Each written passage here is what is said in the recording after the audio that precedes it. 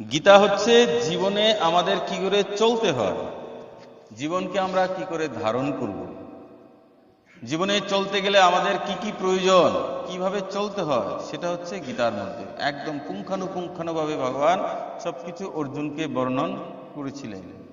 আমাদের জীবনের সমস্ত সমস্যার সমাধান এই গীতার মধ্যে পরিষ্কারভাবে বর্ণন রয়েছে। যদি কেউ তার জীবনের কোনো প্রশ্নের উত্তর পাচ্ছে না খুঁজে, সে যদি এই গীতাটাকে খুব মনোযোগ দিয়ে শ্রবণ করে বা কোনো গুরুদেবের কাছে সেটা শ্রবণ করে, কোনো তত্ত্বজ্ঞ পুরুষের কাছে, কোনো মহাপুরুষের কাছে, কোনো বৈষ্ণবের কাছে, কোনো সাধুর কাছে যদি সে মনোযোগ দিয়ে শ্রবণ করে, তাহলে সে তার প্রশ্নের উত্তর একদম সঠিকভাবে যথাযথভাবে পেয়ে যাবে। আর ভাগবতম হচ্ছে কি? ভাগবতম হচ্ছে মৃত্যুকে কি করে সহজ করা যায়, মৃত্যুটাকে কি করে জয় করা যায়। দেখুন, আমাদের প্রত্যেকেরই একদিন না একদিন মরতে হবে। কেন? এই সংসারটার নাম কি? মৃত্যুলোক। এই ভুলোকের আরেকটা নাম হচ্ছে মৃত্যুপুরী। এখানে যে এসেছে তাকে একদিন না একদিন যেতে হয়েছে। এখানে কেউ বলতে পারবে না যে আমি বেঁচে থাকবো, কেউ পারবে না। সুতরাং এই মৃত্যুকে কি করে সহজ করা যায়, অর্থাৎ মৃত্যুকে আমরা শুনলেই ভয় পেয়ে যাই, আরে কত বড় জিনিস, মৃত্যু চলে আসবে। মানে মৃত্যু নামটাই সবার কাছে কি একটা ভয় সূচক ব্যাপার। কেন ভয় হয়? কারণ না জানি মৃত্যুর সময় কত কষ্ট পেতে হয়, সেটাই তো ধারণা। আর তার জন্য আমরা মৃত্যুকে ভয় পেয়ে থাকি। দেখুন, মৃত্যু কিন্তু ভয়ের জিনিস নয়। এই যে ভয় তাহলে কোত্থেকে এসেছে? আমাদের পূর্বপুরুষরা আমাদের কানের মধ্যে এটা ঢুকিয়ে দিয়েছে যে হ্যাঁ, মৃত্যু ভয়ানক, তাই তো? মৃত্যু কিন্তু কোনো ভয়ানক জিনিস নয়। কখন নয়?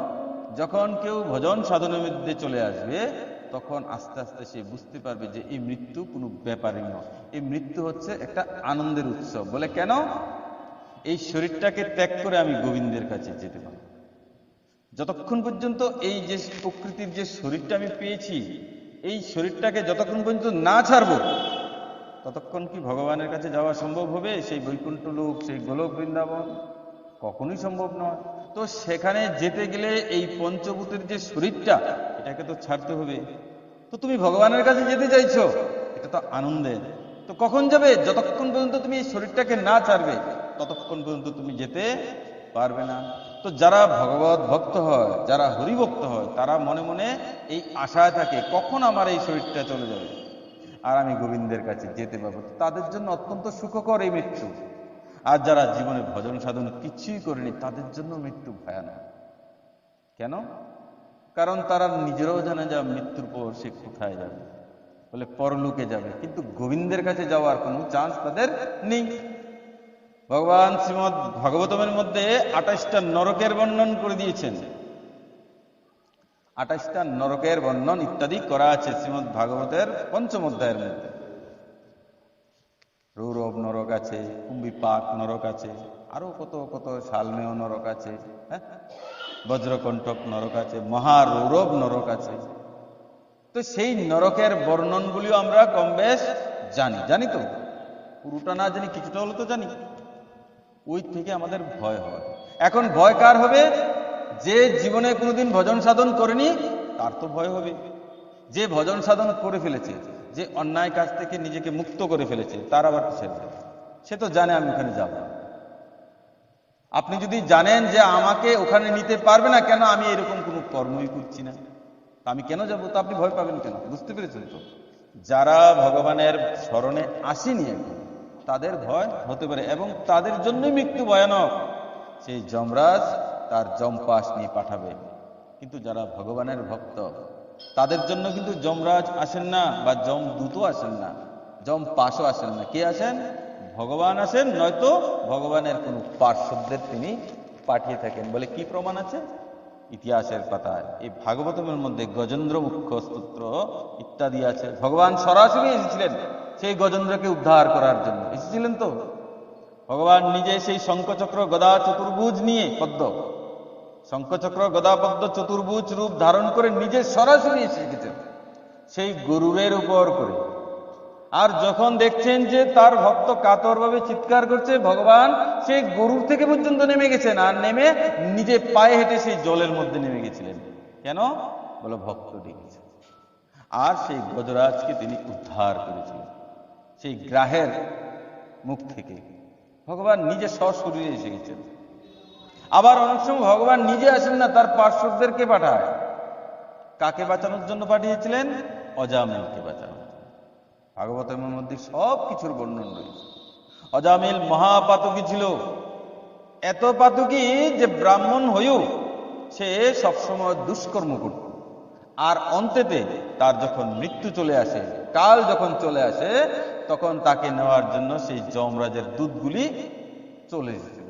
কিন্তু দৈবক্রমে তার একটি পুত্র সন্তান ছিল, যার নাম ছিল নারায়ণ। সেই ঋষিরা বলে গিয়েছিল যে তোমার পুত্রের নাম নারায়ণ রাখবে। আর দৈবক্রমে সেই পুত্রের নাম হয়েছে কি? নারায়ণ। আর যখন অজামিলকে সেই যমদূতরা যমপাশ নিয়ে নিতে এসেছিল, তখন অজামিল ভয়ে তার পুত্রকে ডাকছে, নারায়ণ নারায়ণ, আমাকে বাঁচাও, আমাকে বাঁচাও, এই নারায়ণ। নারায়ণ তখন বাইরে খেলছিল, ছোট বাচ্চা তো। যেই না নারায়ণের ডাক দিয়েছে, সঙ্গে সঙ্গে ভগবান শ্রীহরির পার্শ্বদগণ সেই বৈকুণ্ঠ লোক থেকে দিব্য বিমান নিয়ে সেখানে এসে উপস্থিত হয়ে গেছেন। এখন অজামিল চলে যাবে, কিন্তু দুই পাশে কে আছে? সেই ভগবান বিষ্ণুর পার্শ্বদরাও আছেন, আবার যমদূতের পার্শ্বদরাও আছে। দুজনের মধ্যে ঝগড়া শুরু হয়ে গেছে। বলে তাকে তোমরা নিতে পারবে না, আমরা নেব। বিষ্ণুদূতরা বলছে কি, না না, তোমরা নিতে পারবে না, আমরা নিয়ে যাব। বলে কেন? বলে অন্তেতে সে আমার প্রভুর নাম নিয়েছে, আমার গোবিন্দের নাম নিয়েছে, তার জন্য তাকে আমরাই নিয়ে যাব। যমদূতগণ বলছে, এই কি কাণ্ড! সারা জীবন শুধু পাপ কর্ম করেছে, দুষ্কর্ম করেছে, আর শুধু একবার নারায়ণ বলাতে তোমরা তাকে নিয়ে যাবে? বলে হ্যাঁ, এরকমই। বলে আমরা মানি না। তাহলে কি করে মানবে? বলে চলো ধর্মরাজের কাছে, তিনি বিচার করবেন। ধর্মরাজ কিন্তু বিচারক। উভয় পক্ষ মিলে সেই অজামিলের আত্মাকে নিয়ে ধর্মরাজের কাছে নিয়ে গেছে। ধর্মরাজের কাছে যখন নিয়ে গেলেন, ধর্মরাজ দুই পক্ষ সামনে এসেছে। বলছে কি ব্যাপার? বলে প্রভু, সে সারা জীবন অন্যায় করেছে, দুষ্কর্ম করেছে, আর খারাপ কাজ করেছে, পাপ করেছে, তার জন্য আমরা তাকে নিয়ে যেতে এসেছি। কিন্তু এই বিষ্ণুদূতগণের যন্ত্রণা, আমরা তাকে নিয়ে যেতে পারছি না। তারা বলছে তাদেরকে দিয়ে দিতে হবে। প্রভু, এখন আপনি বিচার করুন, কি করার আছে। সেই যমরাজ, তার যে প্রধান সেনাপতি চিত্রগুপ্ত, সেই চিত্রগুপ্তকে আদেশ করছে। বলে চিত্রগুপ্ত, বলে হ্যাঁ মহারাজ। বলে দেখো তো ওর ভাগ্যে কি লেখা জোগা আছে। চিত্রগুপ্ত ওর ডায়েরিটা খুলেছে। আমাদের প্রত্যেকের কিন্তু এরকম একটা ডায়েরি আছে তো। আমরা ভাবছি হয়তো কেউ লিখছে না। না না, বিধাতা তোমার ভাগ্যে, বিধাতা আমাদের ভাগ্যে সব কিছু লিখে রেখেছেন আগে থেকেই। আর আগামী জন্মের জন্য সবকিছু লেখা হচ্ছে। যেদিন আমাদের জন্ম হয়েছে সেই দিনই থেকেই যে 6 দিনের দিন যে ব্রত হয়, সেই দিনেই সেই ষষ্ঠী পূজা হয় না, সেই ষষ্ঠী দেবী ব্রহ্মা কি করেন, সেখানে আমাদের ভাগ্যের সমস্ত লেখাজোখা সব লিখে দেন। আমাদের জীবন কিরকম হবে, আমাদের জীবনে আমরা কতটুকু ধার্মিক হব, অধার্মিক হব, দুরাচারী হব না ধর্মাত্মা হব, ভদ্রলোক হব না অভদ্রলোক, সব কিছু লেখা দেয়। কিন্তু কেন? ওই যে গত জন্মে আমরা যা করেছি, এগুলো একদম ফাইনালাইজ করে সেই কপালের মধ্যে লিখে দেয়। বলে লেখা তো হয়ে গেছে, এখন আর কি দরকার? বলে না না, যা লেখা হয়েছে সেগুলি এই জন্মের জন্য। আর এই জন্মে আমরা যা করছি, ধর্মপূর্ণ বা খারাপ কাজ যাই কিছু করছি, এইগুলি কি করছে? সেই চিত্রগুপ্ত বসে বসে লিখছে। কিসের জন্য? আগামী জন্মের জন্য। দেখুন, আমরা যদি আজকে না কর্ম করি, তাহলে কালকে কি খাবো? কেউ খাওয়াবে? তো সুতরাং নিজের খাওয়াকে নিজে থেকেই তো জোগাড় করতে হবে। তো তুমি যদি আজকে কর্ম না করো, তাহলে যেরকম কালকে খেতে পারবে না, ঠিক তদ্রূপ আজকে যারা ভজন করছে তাদের জন্য কালকের জন্য এটা তৈরি হচ্ছে প্রসাদের মতো। আর যারা আজকে এই জীবনটাকে নষ্ট করছে, তাদের জন্য কালকেরটা হচ্ছে কি কালের মতো। তো এই চিত্রগুপ্ত কি করছে? সবকিছু লিখছে। আমাদের সবার কাহিনী তার কাছে আছে। বলে ওনার কাছে কি এত বড় ডায়েরি আছে? বলে হ্যাঁ, ওনার কাছে এত বড় না, এই বিশ্ব ব্রহ্মাণ্ডের খবর ওনার কাছে আছে। দেখুন, আমরা মনুষ্য জাতি সাধারণ অল্প মস্তিষ্ক অল্প বুদ্ধি হয়েও আমাদের কাছে কি আছে? কম্পিউটার চলে এসেছে। আর এই কম্পিউটারের মাধ্যমে একটা ব্যাংকের সমস্ত নথি সফটওয়্যারের মাধ্যমে সেই ব্যাংকের আধিকারিকের কাছে থাকে। তো আজকাল আধার আপডেট হয়ে গেছে, আধারে টিপ দিলে আপনার কোন ব্যাংকে কি অ্যাকাউন্ট আছে, কোথায় কি আছে সব বেরিয়ে যায়। কি করে হচ্ছে এগুলি? কে করছে? ভগবান করছে? কোনো মেশিন করছে তো? সফটওয়্যার করছে তো? এই কম্পিউটার বিজ্ঞান এগুলি করছে? তো একবার বিচার করুন, যে মানুষগুলি এগুলি তৈরি করেছে সেই মানুষগুলিকে কে বানিয়েছে? ভগবান বানিয়েছে। ওনার কাছে জানি কত বড় কম্পিউটার আছে, আসবে তো? রাধে রাধে। তো ওনার কাছেও কিন্তু এরকম বিরাট বড় একটা কম্পিউটার আছে। বিশ্বাস হচ্ছে না?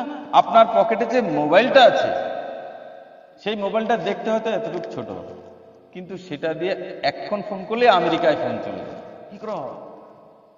তার মধ্যে সিম কার্ডটা এত ছোট, কিন্তু এই মোবাইলটা দিয়ে আপনি যা কিছু তা দেখতে পাচ্ছেন। কি করে সম্ভব হয়? আগেকার দিনে মানুষ চিঠি পাঠাতো এখান থেকে লিখে, যে ওই মহারাষ্ট্রে চিঠি দিতে সপ্তাহখানেক সময় লেগে যেত, আর এখন হোয়াটসঅ্যাপে লিখে দিচ্ছে, সঙ্গে সঙ্গে ট্রান্সফার হয়ে যায়। তো মানুষের কাছে যদি এত উন্নত প্রযুক্তি থাকে, ভগবানের কাছে থাকবে না? নিশ্চয়ই আছে। ওনার কাছে বড় একটা চিপসেট আছে, যেখানে সমস্ত জীবের লেখাজোখা, বিশেষ করে মনুষ্য জাতির সব কিছু আছে। তো সেই ধর্মরাজ সেই চিত্রগুপ্তকে আদেশ করছেন, দেখো তো ওর ভাগ্যে কি লেখাজোখা ছিল, সে এতদিন কিরকম করেছে। সেই চিত্রগুপ্ত বলছে কি, প্রভু জীবনভর শুধু অপকর্মই করেছে, কিন্তু অন্ত সময় আমার প্রভুর নাম নেওয়াতে তার সমস্ত পাপ নাশ হয়ে গেছে। প্রেম সে বলো রাধে রাধে। বলছে অন্তকালে শুধু ভগবানের নাম একবার নেওয়াতে তার সমস্ত পাপ একদম ধুয়ে মুছে সাফ হয়ে গেছে। যমদূতগণ বলছে, দেখো নারায়ণের নাম নিয়েছে মানলাম, কিন্তু এই নারায়ণ তো ভগবান নয়, সে তো তার পুত্রের নাম নিয়েছে, তাহলে কি করে এটা সম্ভব? বলে দেখো, পুত্রের নাম নেক আর যার নামই নেই, নামটা তো নারায়ণ। বলছে আমরা কেন মানবো? বলে দেখো, পুত্র আগে না আমাদের ভগবান আগে? বলে আমাদের ভগবান শ্রী নারায়ণ, তার কোনো আদি নেই, তার কোনো অন্ত নেই, কবে যে তিনি সৃষ্টি হয়েছেন কেউ জানে না, আর এই পুত্র তো কিছুদিন হয়েছে সৃষ্টি হয়েছে, তাহলে কোন নামটা আগে? সে হয়তো পুত্রকে ডেকেছে, কিন্তু নামটা তো ভগবানের। তার জন্য মনে রাখবেন, নাম থেকে নামের দাম বেশি। নাম থেকে কার দাম বেশি? নামের দাম বেশি। ভগবান রামচন্দ্র যখন অযোধ্যার এই যে রাবণেরকে সংহার করার জন্য যখন সেই সেতু বন্ধন করছিলেন, সেতু যখন বন্ধন করছিলেন, তখন ভগবান কি করছিলেন? বলে আমিও দেখি একটা পাথর নিয়ে জলে ফেলে দিচ্ছি, পাথরটা ভাসে কিনি। ভগবান কি করলেন? একটা পাথর নিয়ে জলে ফেললেন, সঙ্গে সঙ্গে সেই পাথরটা ডুবে গেল। একবার জায়গা দুইবার হচ্ছে। হনুমান তো এই দৃশ্য দেখে চমকে গেছেন, আরে আমার প্রভু স্বয়ং ভগবান হয়ে পাথর ফেলছে, তারপর সেটা ডুবে যাচ্ছে, এটা কেন হচ্ছে? ভালো করে বিচার করছেন, বিচার করে দেখছেন কি আমাদের পাথরটা আর ভগবানের হাতে যে পাথরটা, দুইটার মধ্যে তফাৎ দেখছেন। বলে আমাদের পাথরটার মধ্যে শ্রীরাম লেখা আছে, কিন্তু প্রভুর পাথরের মধ্যে কোনো কিছু লেখা নেই।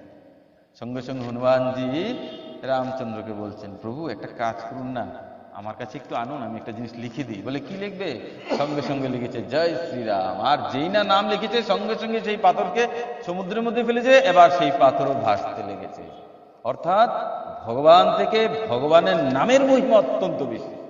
তার জন্য সমস্ত ধর্মগ্রন্থতে, সমস্ত পন্থার মধ্যে, সমস্ত সম্প্রদায়ের মধ্যে একটা জিনিসকে সবসময় প্রাধান্য দেওয়া হয়েছে, কি?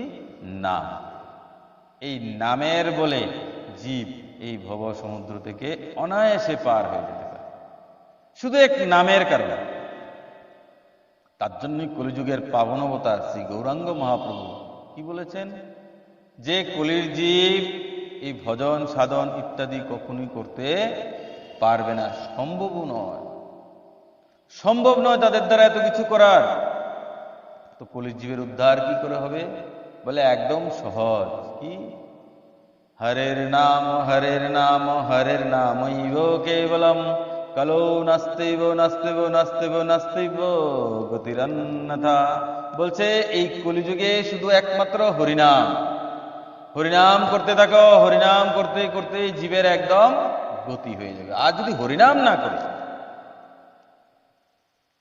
হরিনাম যদি কোনো জীব না করে, সে যতই তপস্যা করুক, পুজো করুক, মন্ত্র পড়ুক, বেদ পাঠ করুক, গীতা পড়ুক, শাস্ত্র পড়ুক, যা কিছু তা করুক, যদি সে এই নামের আশ্রয় না করে, তাহলে তার কোনোভাবে মুক্তি সম্ভব নয়। তার জন্য নাম করতে হবে আপনার, যে করে হোক। গুরুদেব আপনাকে যেই আদেশ করেছে, সেই আদেশ অনুযায়ী আপনাকে নাম করতে হবে। হয়তোবা আপনি শ্রীমদ্ ভাগবত নিয়ে সারাদিন পড়ে থাকেন, বা গীতা নিয়ে সারাদিন পড়ে থাকেন, চৈতন্য চরিতামৃত নিয়ে সারাদিন পড়ে থাকেন, বা ঠাকুরের সেবা নিয়েই বা পড়ে থাকেন, কিন্তু আপনাকে নাম করতেই হবে। কেন? এটা হচ্ছে মহাপ্রভুর মত। কার মত এটা? চৈতন্য মহাপ্রভুর মত। এবার কেউ যদি মনে করে যে আমি চৈতন্য মহাপ্রভুর মতকে বাদ দিয়ে অন্য কোনো উপায়ে ভগবানকে প্রাপ্ত করে নেব, তাহলে মনে রাখবে সে কোনোদিনও চৈতন্য মহাপ্রভুর প্রেম পাবে না। আর চৈতন্য মহাপ্রভুর যদি প্রেম না হয়, তাহলে সে কি করে রাধা কৃষ্ণকে পাবে? কোনো দিনই পাবে না। সেই মহাপ্রভুকে, সেই মহাপ্রভুই হচ্ছেন ভগবান সাক্ষাৎ, স্বয়ং ভগবান রাধা কৃষ্ণের যুগল রূপ। এই কলিযুগে তিনি এসেছিলেন কেন? আমাদেরকে প্রেম প্রদান করার। শুধু প্রেম বিলিয়ে দিয়েছেন, কাউকে মারেননি, কাউকে একটা ঘুষিও মারেননি, কাউকে একটা লাত পর্যন্ত মারেননি, কাউকে একটু অস্ত্র দিয়ে পর্যন্ত আঘাত করেননি। আরে যখন সেই জগাই মাদাকে তিনি মারতে উদ্যত হয়েছিলেন, সুদর্শন চক্রকে আহ্বান করেছিলেন, সঙ্গে সঙ্গে নিতাই চাঁদ এসে পায়ে পড়ে গেছেন। এই কি করছেন প্রভু? এই কি করছেন? বলে সরে যাও নিতাই। বলে না না প্রভু, আপনি তো এই জন্মে কাউকে শাস্তি দেবেন না। আপনি তো এসেছেন এই জগৎকে শুধু প্রেম নিবেদন করার জন্য, প্রেমকে বিলানোর জন্য। আপনি যদি ক্রুদ্ধ হয়ে যান, তাহলে আপনার মহিমা কি থাকবে? সেই নিতাই চাঁদ এসে ভগবানকে আটকিয়েছিলেন। সেই কলিযুগের পাবন অবতার চৈতন্য মহাপ্রভুর মতো যদি আমরা না চলতে পারি, তাহলে কৃষ্ণ প্রাপ্তি কখনোই সম্ভব হবে না। কেন? সেই চৈতন্য মহাপ্রভুই হচ্ছেন সাক্ষাৎ ভগবান শ্রীকৃষ্ণ। এটা মানতে হবে আপনাকে। বলে আমি মানি না, না মানলে নাই, কিন্তু মানতেই হবে। তো কেউ যদি মনে করে আমি চৈতন্য মহাপ্রভুর মতকে বাদ দিয়ে অন্য কোনো উপায়ে রাধা কৃষ্ণকে পাবো, সে জীবনেও কোনোদিন পাবে না। সে হয়তো অন্য কোনো দেবদেবতাকে পেয়ে যেতে পারে, কিন্তু মহাপ্রভুকে বাদ দিয়ে কোনোদিনও রাধা কৃষ্ণকে পাবে না। পঞ্চতত্ত্বকে তাকে মানতেই হবে। এই হলো ভক্তির আসল রহস্যের কথা। আপনি যদি পঞ্চতত্ত্বকে পুজো আরম্ভ করেন, আস্তে আস্তে সেই রাধা কৃষ্ণের প্রতি প্রেম অটোমেটিক জাগ্রত হয়ে যাবে। পঞ্চতত্ত্বকে ছাড়া ভগবানের প্রেম কোনোদিন আসবে না, কোনো দিন আসবে না। সেই নিতাই চাঁদ যে কৃপা করেছিলেন, সেই নিতাই চাঁদকে কি বলা হয়? প্রেমের ঠাকুর বলা হয়। অত্যন্ত কৃপালু তিনি। সেই নিতাই চাঁদ মহাপ্রভুকে বলেছিলেন, মহাপ্রভু আমিও আপনার মতো সন্ন্যাস ধারণ করে স্ত্রীপুত্রকে রেখে সংসারকে ছেড়ে আমি হরিনাম করব। মহাপ্রভু কি বলেছিলেন? বলে নিতাই, তোমার এসবের কোনো প্রয়োজন নেই। এই কলিযুগে সন্ন্যাস ধারণ অত্যন্ত কঠিন। তাহলে প্রভু আমি কি করব? বলে তুমি আমার নাম প্রচার করো। আর কোথায় থাকো? বলে ঘরে আছো তো, ঘরেই থাকো। তুমি সংসার করো, তুমি ঘরে থাকো, বাইরে থাকো, যেখানে খুশি সেখানে থাকো, শুধু হরিনাম করতে থাকো। আর সেই নিতাই চাঁদ থেকে আস্তে আস্তে এই সম্প্রদায়ের সৃষ্টি হয়ে গেছে। তো কেউ যদি মনে করে যে আমি নিতাইকে মানি না, তাহলে গৌর প্রেম পাবে? নিতাইকে তোমার মানতেই হবে। এগুলো হলো তত্ত্ব। চৈতন্য চরিতামৃতের মধ্যে, চৈতন্য ভাগবতের মধ্যে এগুলো একদম পরিষ্কার ভাবে বর্ণন রয়েছে। তার জন্য আমরা যদি এই ভাগবতকে সঠিকভাবে জানতে চাই, সঠিকভাবে বুঝতে চাই, তাহলে তোমাকে চৈতন্য চরিতামৃত বুঝতে হবে, গীতাকে বুঝতে হবে, তারপর হচ্ছে এই শ্রীমৎ ভাগবত। আর ভাগবত কি? ভাগবত হচ্ছে রসিকদের বস্তু, ভাগবত হচ্ছে ভাবুকদের বস্তু। এখানে কোনো যুদ্ধ ইত্যাদি নেই। সেই ধৃতরাষ্ট্র পাণ্ডব যুদ্ধ চলছে, এরকম কিছু নেই। ভাগবতের মধ্যে কি আছে? বলে ভাগবতের মধ্যে ভগবান থেকে ভগবানের ভক্তদের লীলা কাহিনী বেশি আছে। ভগবানের কাহিনী একদম ছোট্ট, তার ভক্তের কাহিনী অনেক বড়। যেরকম প্রহ্লাদ, সমগ্র প্রহ্লাদ চরিত্রের মধ্যে আমরা যদি পুঙ্খানুপুঙ্খানু শ্রবণ করি বা বিশ্লেষণ করি, তাহলে দেখা যাবে কি প্রহ্লাদের চরিত্র এত বড়, আর ভগবান কখন হয়েছেন একদম অন্ত সময়, যখন প্রহ্লাদকে লাস্ট ওই যে নৃসিংহ ভগবান যখন প্রকট হয়েছিলেন, একদম অন্ত সময়ে সেই ভগবান প্রকট হয়েছে। তাহলে দেখুন প্রহ্লাদের চরিত্র আমরা আগেও শ্রবণ করেছিলাম, আবার শ্রবণ করবো আগামী দিনে। তো প্রহ্লাদের চরিত্র যদি সঠিকভাবে বর্ণন করতে হয় তাহলে মিনিমাম 2 ঘন্টা লাগবে। আর প্রভু এসেছেন কখন? একদম অন্ত সময়, লাস্টে, সেই খাম্বা থেকে তিনি প্রকট হয়েছিলেন। ধ্রুবজি, ইতিহাসের পাতায় ধ্রুবর নাম একদম স্বর্ণাক্ষরে লেখা হয়ে গেছে। সেই ধ্রুবদি ছোট থেকে ভগবানকে তপস্যা করে যাচ্ছেন, 5 বছর বয়সে কিন্তু সেই ধ্রুবদি গোবিন্দকে প্রাপ্ত করে ফেলেছেন। আর আমাদের বয়স কত কত হয়ে গেছে, তারপর আমরা ভগবানকে দেখতে পাই না। বুঝতে পেরেছেন তো আমরা কিরকম? সেই ধ্রুবজি ভগবানকে প্রাপ্ত করে ফেলেছে, আর ভগবান কখন হয়েছেন? একদম অন্ত সময়ে, একদম লাস্টে ভগবান শ্রী হরি ধ্রুবের সামনে এসে প্রকট হয়ে গেছে। সেই গজরাজ, সেই গজরাজ ভগবানকে রোদন করে করে ডাকছে, ভগবান আসছেন না আসছেন না, কিন্তু কখন হয়েছে? একদম লাস্ট। তো এই ভাগবতের মধ্যে ভগবান থেকে ভগবানের ভক্তদের জীবন চরিত্র ইত্যাদি বেশি বেশি বর্ণন রয়েছে। বলে কেন ভক্তের চরিত্র কেন বর্ণন রয়েছে? কারণ ভগবান থেকে ভক্তের চরিত্র যদি আমরা শ্রবণ করি তাহলে খুব সহসা, খুব শীঘ্রই আমাদের মধ্যে ভক্তির প্রবেশ করে, খুব তাড়াতাড়ি ভক্তির রাজ্যে আমরা প্রবেশ করতে পারবো। তার জন্য যখনই কোনো সাধু গুরু বৈষ্ণবদের আমরা দর্শন করব, তখনই কি করব? সঙ্গে সঙ্গে তাকে গিয়ে একটু দণ্ডবোধ করব, একটু প্রণাম জানাবো, একটু সম্মান জানাবো। বলে কেন? ভগবান বারবার বলেছেন, আমার থেকে আমার ভক্তের পূজা আমি বেশি বেশি পছন্দ করি। ভগবান একথা বারবার বলে দিয়েছে। ভগবান বারবার বলেছে, আমার থেকে আমার ভক্তের পূজা আমি বেশি বেশি পছন্দ করি। ভক্ত মেরো মুকুটমণি মে ভক্তন কা দাস। ভগবান কি বলছে? ভগবান কি বলছে? আমার জায়গা কোথায়? বলছে আমি হলাম ভক্তের দাস, আমি ভক্তের সেবা করি। আর ভক্ত কোথায়? বলে আমার মাথার মধ্যে যে মুকুট আছে, সেই মুকুটের মধ্যে যে মণিটা আছে, সেই মণিতে আমি সেই ভক্তকে স্থান দিয়ে রাখি। একবার বিচার করুন, ভক্তকে ভগবান সেই জায়গায় নিয়ে স্থান দেয়, আমরা কবে পাবো? হ্যাঁ, আরেকবার বিচার করুন, সেই সবরি নিজে ভগবানকে এটুকুল খাওয়ায়। একটু মানে কি? ওই যে মুখ থেকে এনে আবার মানে আইটা যেটাকে বলা সম্ভব ভাবা যায়?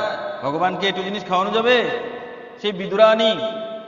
সেই বিদুরানী গোবিন্দকে কি খাওয়াচ্ছে? কলা না খাইয়ে কলার চুকলা খাওয়াচ্ছে, আর ভগবানও খাচ্ছে। এটা কি? এটা হলো প্রেম। ওই যে প্রেম হয়ে গেছে ভগবানের সঙ্গে। আর যখন প্রেম হয়ে যায় না, তখন তুমি সেই প্রেমিককে কি জামা দিচ্ছ না চাদর দিচ্ছ না কম দামি দিচ্ছ না বেশি দামি দিচ্ছ, এগুলির কোনো পার্থক্য থাকে না, যা কিছু দাবি দিলেই হলো। আজকাল অনেকে বলে না, আমরা যে ওই যে লৌকিক অনুষ্ঠানগুলি করে থাকি, বলে আমাকে এটা দিয়েছে, ওইটার দাম তো কম হবে।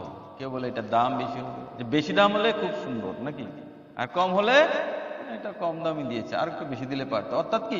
এখানে প্রেম নেই। এখানে কি নেই? প্রেম নেই। এখানে কি আছে? শুধু স্বার্থ। এখানে শুধু স্বার্থ আছে। তুমি যদি ভালো কিছু দিতে পারো তাহলে তোমার নাম হবে, তোমার গুণগান হবে। আর তুমি যদি মন্দ কিছু দাও, কম দামি কিছু দাও, তাহলে তোমার বদনাম হবে। তুমি যতই তাকে খাওয়াও না কেন, যেই না আরেকজন তাকে ভালো কিছু খাওয়াবে, সঙ্গে সঙ্গে তোমার বদনাম করতে শুরু করবে। কেন? এটা হচ্ছে স্বার্থের দুনিয়া। এখানে প্রেম বলতে কিচ্ছু নেই। যা কিছু আছে এগুলি কি? এগুলি হচ্ছে শরীরের সঙ্গে শরীরের সম্পর্ক। এটা হচ্ছে শরীরের সঙ্গে শরীরের সম্পর্ক। এখানে কোনো প্রেম নেই, এখানে সব স্বার্থ। স্বার্থ আছে, সব আছে, স্বার্থ শেষ, কিচ্ছু নেই। স্ত্রী স্বামীকে খুব আদর করছে, খুব সম্মান করছে। কেন? কারণ স্বামী ভালো ভালো খাওয়াতে পারছে, তার জন্য এত আদর। কালকে যদি স্বামীর রোজগার বন্ধ হয়ে যায় না, তখন বোঝা যাবে সে আদর কোথায় থাকবে। এখনকার দিনে আর সেই সত্যবতী আর সেই সীতা মাতাজি নেই, যে স্বামী বনে গেছে আর স্ত্রীও স্ব ইচ্ছায় বনে চলে যাবে। আজকালকার দিনে স্ত্রীরা কি বলবে, বলে তুমি যাও, আমি কেন যাবো, আমি আমার বাপের বাড়িতেই ভালো থাকবো, তাই তো? আজকালকার দিনে সেই লক্ষণ নেই যে ভাইয়ের বনবাস হয়ে গেছে, আমি কেন যাব। আজকালকার দিনে ভাই বললো, ওকে শাস্তি দিয়েছে বাবা, ও চলে যাক, আমি বাড়িতেই থাকবো, সবকিছু নিয়ে থাকবো, তাই তো? আজকাল আর সেই লক্ষণও নেই, আজকাল সেই সীতা মাতাজিও নেই। এখন হচ্ছে কি কলিযুগ। এই কলিযুগ থেকে বাঁচার একমাত্র কি রাস্তা, বলে একমাত্র রাস্তা হলো তোমাকে এই ভাগবতের আশ্রয় নিয়ে তুমি থাকতে। এই ভাগবতকে তুমি যদি আশ্রয় করে থাকতে পারো, তাহলেই জীবের এই ভব সমুদ্র থেকে তুমি মুক্ত হয়ে যেতে পারবে। বলি ভাগবত ভগবান কি। তো প্রত্যেকদিন আমরা এই ভাগবতকে শ্রবণ করছি, আর শ্রবণ করে যদি আমাদের মধ্যে কোনো পরিবর্তন না আসে, যদি কোনো চেঞ্জেস না আসে, যদি আমাদের মধ্যে কোনো আচরণ ইত্যাদি না আসে, তাহলে এই শ্রবণ করে কি কোনো লাভ হচ্ছে? বলে হ্যাঁ, একদিন না একদিন হবে, এই আশা অনেকে থাকে। দেখো, তুমি যে সেই আশায় আছো, সেই আশা যে তোমার পূরণ হবে, সেই কথা কি ভগবান গ্যারান্টি দিয়ে লিখে দিয়েছে যে তোমার আশা পূরণ হবে? দিয়েছে? দেয়নি তো। আজকে যদি রাত্রিবেলা ঘুমিয়ে থাকি, পরদিন সকালবেলা যদি চোখ খুলে, তাহলে তুমি জীবিত। আর যদি চোখ বন্ধ থাকে, তাহলে কি হয়, বলে মৃত। মানে আজকে সকালবেলা হলে হবে কি সকাল, না হলে কি হয়ে যাবে পরকাল, নাকি? একই ব্যক্তি, একই সেই শরীর, যদি চোখ খুলে তাহলে জীবিত, আর চোখ বন্ধ হয়ে গেলে মৃত। আরে খুব ভালো সুস্থ, দেখা গেছে কি অপারেশন থিয়েটারে গেছে, বলে মাইনর অপারেশন, ঠিক হয়ে যাবে, ছোটখাটো অপারেশন। আর দেখা গেল কি অ্যানেস্থেসিয়া যে দিয়েছে না, আর তার জ্ঞানই ফিরে নিয়েছে, একদম চলেই গেছে। এই কিছুদিন আগে একটা ঘটনা হয়েছে, ছোট একটা বাচ্চা আছে, তার ক্লাস 6-এ না জানি 7-এ পড়ে, গেছে ডাক্তার দেখাতে। ডাক্তার দেখাতে গেছে, ডাক্তার বলছে তোমার হার্টে প্রবলেম আছে, মহিলা মানুষ, হার্টে প্রবলেম আছে। বলে কি করব, বলে একটু ছোটখাটো অপারেশন করলে ঠিক হয়ে যাবে। তো মহিলা বলছে এখন করাতে হবে। ডাক্তারবাবু বলছে এখন না করালেও চলবে, মেডিসিন খেয়ে নাও, কিছুদিন পরে করালেও চলবে। কিন্তু ওই যে কাল এসে বসে আছে না, কাল তো মাথাকে নষ্ট করে দেয়, সে কাল বুদ্ধি দিয়েছে, বলে না না, এত দূর এসেছি, এত দূর এসে একটু অপারেশনটা করিয়ে যায়, আবার কবে না কবে আসে। দেখলেন তো, সে অপারেশন টেবিলে গেল, আর অ্যানেস্থেসিয়া দিল, অপারেশনও হয়ে গেল, কিন্তু আর তার জ্ঞান ফিরল না। 5 ঘন্টা 6 ঘন্টা 7 ঘন্টা হয়ে গেল, আর জ্ঞান ফিরছে। মানে কি, সে এই জগৎকে ছেড়ে চলে গেছে। তাকে কে মারলো? সেই মহাকাল, তার আয়ু শেষ। তো আমরা যতই চেষ্টা করি না কেন, বলে আজকে হরিনাম করবো না, কালকে থেকে করবো, পরশু থেকে করবো, একটু অবসর হয়ে নে, তারপর করবো। দেখুন, এই যে কাল আছে না, সব জানে, সব দেখছে, সব জানে, তার কাছে একদম পুঙ্খানু হিসাব আছে। আমরা কত রকমের নাটক করছি, সব তার কাছে লেখা আছে। আমরা যদি ভাবি যে কাল থেকে করব, পরশু থেকে করব, তখন কাল কি করে জানেন? আমাদের যে এই লেখাগুলি দেখে না, কাল আরো বিরক্ত হয়ে যায়, বলে হ্যাঁ তার এত বড় সাহস। সঙ্গে সঙ্গে কাল কি করে, যে আয়ু যেটা ছিল না, এটাকে আরো নষ্ট করা শুরু করে। মানে যেন তেন প্রকারের হোক, তাকে করতে দেবে না।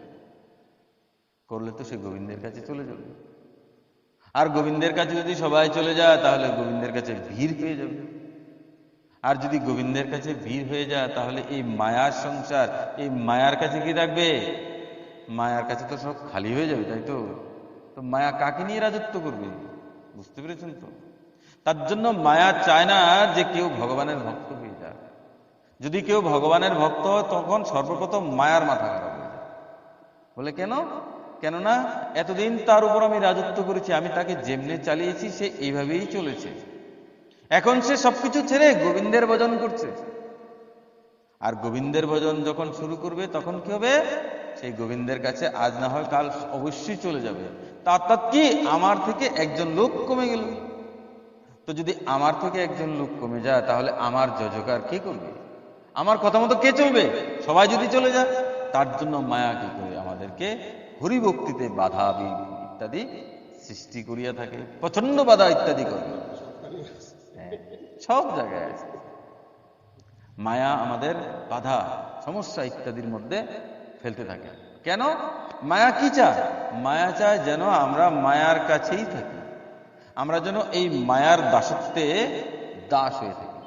কিন্তু মহাপ্রভু কি বলেছেন? জীবর স্বরূপ কৃষ্ণর নিত্য দাস। জীব হচ্ছে ভগবানের নিত্য দাস, আর মায়া বলছে জীব আমার দাস। তো কখন তুমি ভগবানের দাস হবে? যখন তুমি নিজেকে সম্পূর্ণরূপে ভগবানের চরণে সমর্পণ করিয়ে দেবে, তখনই তুমি তার নিত্য দাসের সার্টিফাই তোমার মাথার মধ্যে লেগে যাবে। আর যদি তুমি সম্পূর্ণভাবে সমর্পণ না করো, তাহলে কি হবে? মায়াও থাকবে, গোবিন্দ থাকবে, দুই নৌকায় পাড়া দিয়ে কোনোদিনও গোবিন্দের কাছে যেতে পারবে না। তোমাকে যে কোনো একটা নৌকায় আসতেই হবে, হয় মায়া নয়তো ভগবান।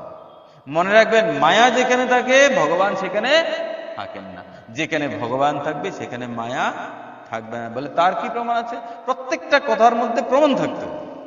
এটা আগের দিন নয় যে যা খুশি মন দিয়ে বলে দিলাম আর এটা কোনো উত্তর থাকবে না, সমাধান থাকবে না, এরকম পাঠানো।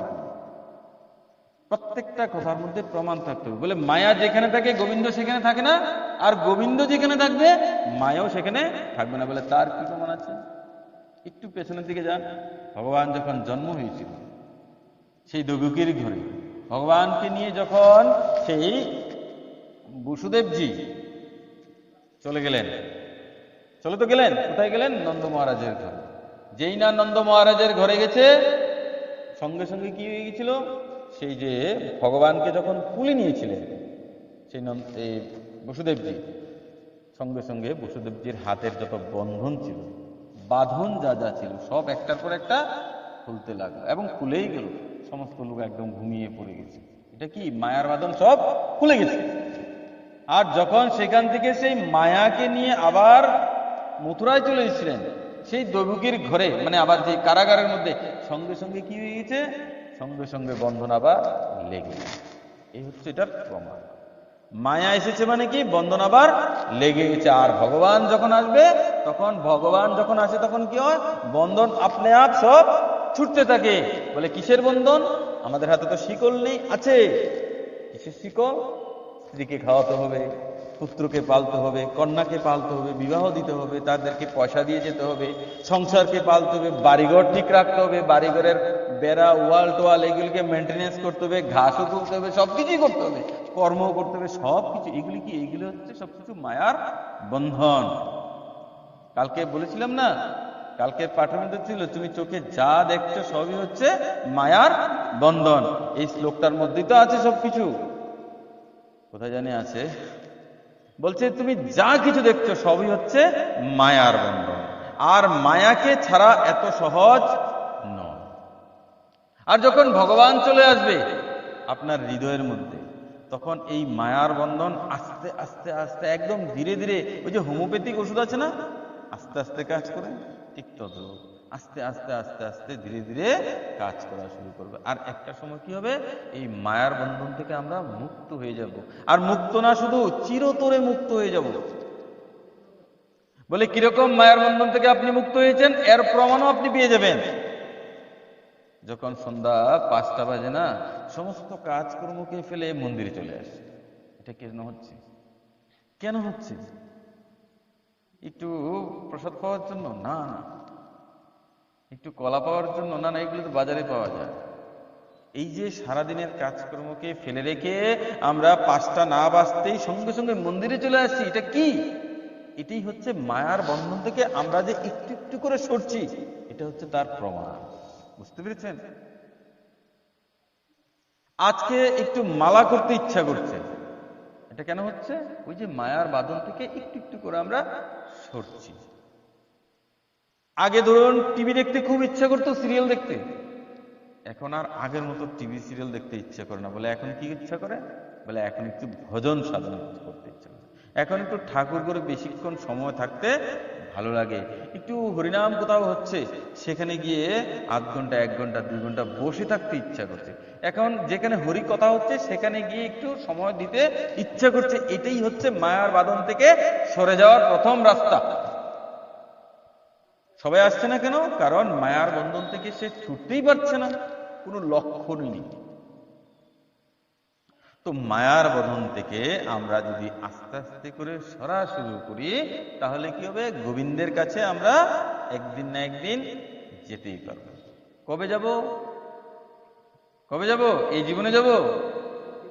তার কোনো গ্যারান্টি আছে? নাই তো। কারণ ভজন গোবিন্দের কাছে যেতে গেলে যতগুলি সিঁড়ি পেরোতে হয় আমরা তো জানি না। না কয়টা সিঁড়ি পেরিয়েছি জানি?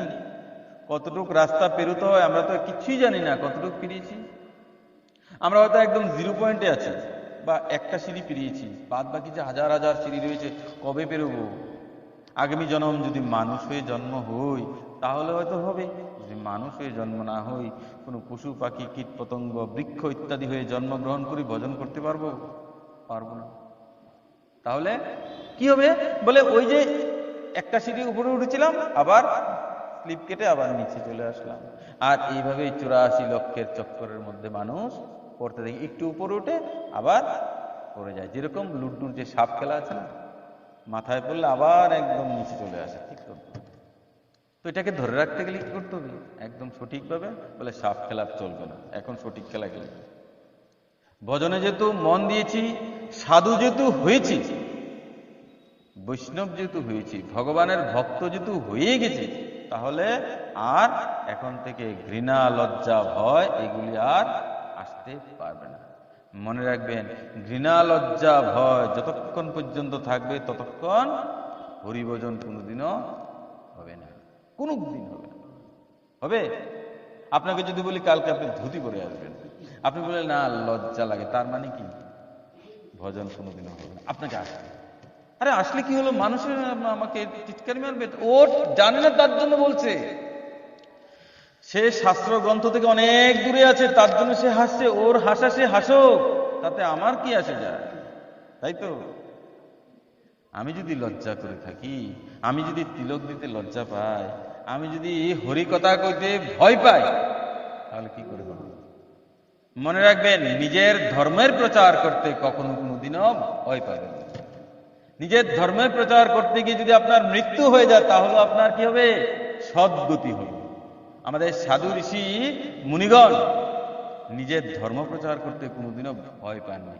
যদি ভয় পেতেন না, তাহলে তারা এই সমস্ত শাস্ত্রগ্রন্থ কোনোদিনও লিখে যেতে পারতেন না। পারতেন?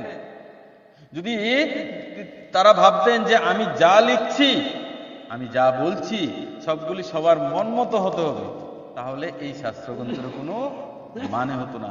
তারা যেটা মনের মধ্যে এসেছে সেটাই লিখেছে, তারা কারোর পরোয়া করে না। কেন?